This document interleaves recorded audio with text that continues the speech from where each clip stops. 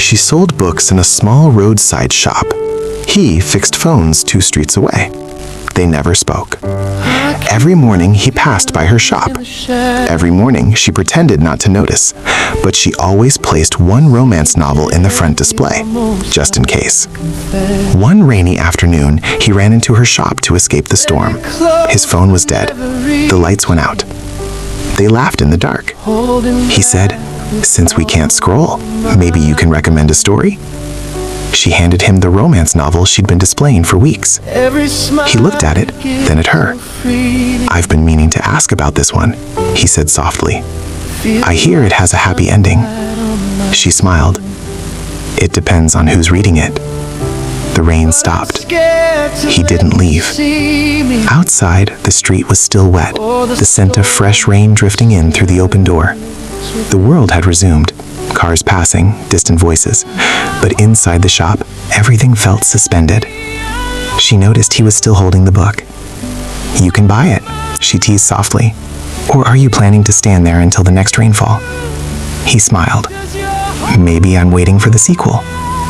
The lights flickered, then went out. The shop fell into darkness. For a moment, they both froze. Then she reached under the counter and brought out 2 small candles. She lit them carefully. The tiny flames glowed against the wooden shelves, casting golden shadows across their faces. The room felt smaller now, warmer. He stepped closer so he could see the book better in the dim light. Too close. She could hear his breathing, slow, steady, intent. "You always read by candlelight?" he asked quietly. "Only when the story is worth it," she replied. Silence filled the space. The kind that isn't empty. The kind that's full of everything unsaid. He set the book down on the counter between them. His hand brushed hers. Neither moved away. The candle flame flickered, reflecting in her eyes. He lifted his hand slowly, almost instinctively, touching her cheek, just lightly, as if asking permission without words. She didn't step back. Her lips parted slightly. The space between them shrank. Almost. And just as their foreheads touched, the shop door swung open. "Hello, is anybody here?" Candlelight Love. Who stepped in? What happens next? Find out in part 2. And just as their foreheads touched, the shop door swung open. "Hello, is anybody here?" They sprang apart like 2 teenagers caught stealing sweets. An older woman stepped in, shaking off an umbrella. "Ah, light has gone again. I need that motivational book I asked for." She looked from him, to her, to the candles, to the space that was clearly too close a moment ago. Her eyebrow lifted. The girl quickly adjusted her blouse. "Yes, ma? 1 minute." He picked up a random book and pretended to read it upside down. Tension can really make someone read a boo upside down. The customer smirked knowingly. "Rain brings many things," she muttered. "Sometimes blessings." The candles continued to burn, and neither of them could look at each other without smiling. The next morning, she told herself she wouldn't think about him. She failed immediately.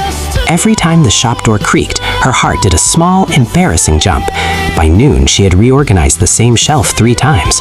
Then the bell above the door rang. She didn't look up. "Good afternoon," he said. Calm. Too calm. Her stomach flipped. She forced herself to speak normally. "Welcome. What can I help you with?" He walked in like a man who absolutely did not almost kiss someone under candlelight 12 hours ago. "I came for the book," he said, "the one with the happy ending."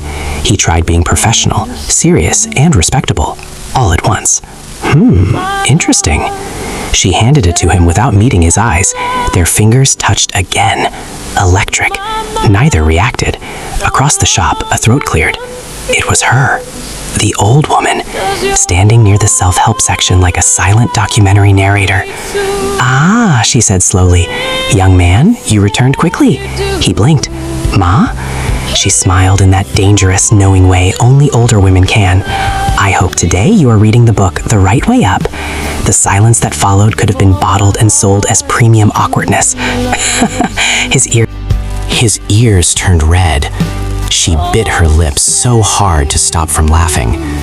The old woman leaned closer to her and whispered, loudly enough for him to hear, Be careful with candlelight romance. It spreads faster than generator light. He coughed. She nearly dropped the book. The old woman chuckled, paid for her purchase, and left them in a silence so thick it felt intentional. He cleared his throat. So, I'll take the book. She nodded. Of course. Money exchanged. Fingers brushed again. Neither mentioned it. But when he stepped outside, he paused, just slightly, like he wanted to say something more. He didn't. He left. Candlelight Love. Burns faster than generator light. Watch out for the last part. The next day, she woke up irritated with herself. Why was she waiting? Why was she the one rearranging shelves and replaying candlelight moments in her head? By afternoon, she made a decision. She grabbed her phone. It was perfectly fine. Battery full, screen bright, no cracks. She turned it off anyway and walked 2 streets down. His repair shop was smaller than she imagined, warm, slightly cluttered, tools neatly arranged, a radio playing softly in the background. He looked up and froze for a full 3 seconds. "You?" he said. She placed the phone gently on his workbench. "It's not working," she said with fake seriousness. He picked it up, pressed the power button. The screen lit up immediately. Both of them stared at it. Silence. He looked at her. She looked at the wall behind him. "It turns off sometimes," she added weakly. He leaned back in his chair slowly. "Is that so?" She nodded. He turned the phone over like he was examining a rare artifact. Very serious problem." She tried not to smile. "What's the issue?" she asked. He leaned forward slightly. "It only seems to malfunction when you want an excuse to visit me." Her composure shattered. She laughed. He smiled, not shy this time, confident. "So," he said gently, placing the perfectly fine phone back into her hand, "should I fix the phone, or should we just talk?" She tried to steady her voice. "Talk about what?" He held her gaze this time. No teasing, no jokes. "About our pretending hearts." The words landed softly, but heavily. She swallowed. For a second, the radio in the background felt louder than her own breathing. "Oh," she said lightly, though her pulse betrayed her. "And what are they pretending about?" He stood up slowly. "That they don't already know the truth." She picked up her phone, forcing a small smile. "Well, maybe they're not sure yet." She turned as if to leave, but before she could take a full step, he reached out, gently, carefully, and held her hand. "Please wait." Her back stiffened.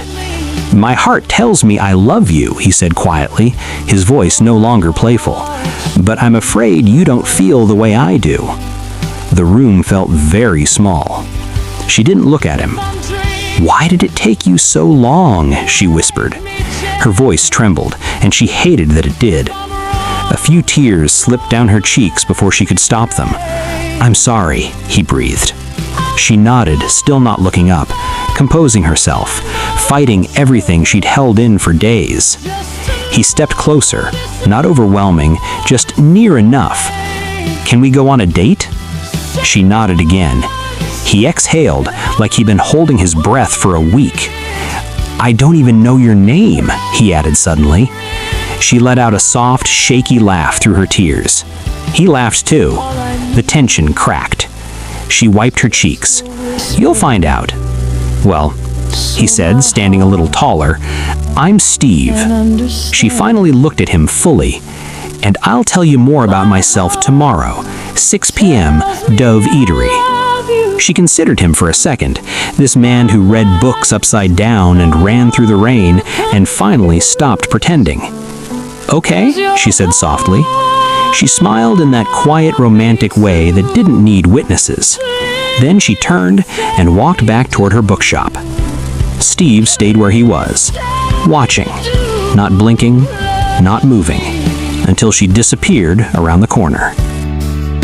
The next evening, at exactly 5:59 p.m., Steve was already seated at Dove Eatery. He had chosen a table near the window. The lights inside were warm, golden. Outside, the sky was turning a soft shade of evening blue. At 6:02 p.m., she walked in.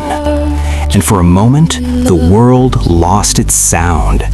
She wore something simple, nothing extravagant, but it fit her like confidence. Her hair fell softly around her shoulders, the kind of effortless beauty that didn't try too hard. Steve stood up immediately. He couldn't help it. His eyes locked onto her and stayed there. She felt it. Halfway between the entrance and his table, she glanced up and caught him staring. Not casually, not politely, staring like he had just discovered something sacred. Her steps faltered, just slightly. She almost missed one. He took a step forward instinctively. "Careful," he said softly, a smile pulling at the corner of his lips. She steadied herself, embarrassed and amused all at once. "Don't look at me like that," she whispered when she reached him. "Like what?" he asked. "Like I'm..." She searched for the word. "Like you're the only person in the room?" he finished gently. Her breath caught. He pulled her chair out for her. She sat. He sat across from her, but leaned in just slightly, like distance was no longer necessary. "I wasn't expecting," he began. "What?" she teased. "For you to look like that." She raised an eyebrow. "And how do I look?" He didn't hesitate. "Like the answer to a question I didn't know how to ask." Silence again, but this time it wasn't heavy, it was warm. The waiter came and went, they barely noticed. They talked about nothing and everything, about books and broken phones, about childhood dreams and small fears, about why she opened a bookstore and why he never left that street. At some point she laughed, the real kind, the kind that makes you forget yourself. And he realized something. He wasn't nervous anymore. He wasn't pretending. He was just happy. Later, as they stepped outside the eatery, the night air cool against their skin, she paused. "So," she said softly, "no more pretending hearts?" He shook his head. "No more pretending." He reached for her hand. This time, she didn't hesitate. Their fingers intertwined naturally, like they had already done this 1,000 times. And as they walked down the quiet street together, neither of them noticed the old woman from the bookstore sitting 2 tables away by the window, smiling. Because sometimes love doesn't arrive loudly. Sometimes it starts with an upside-down book and ends with 2 people finally looking in the same direction.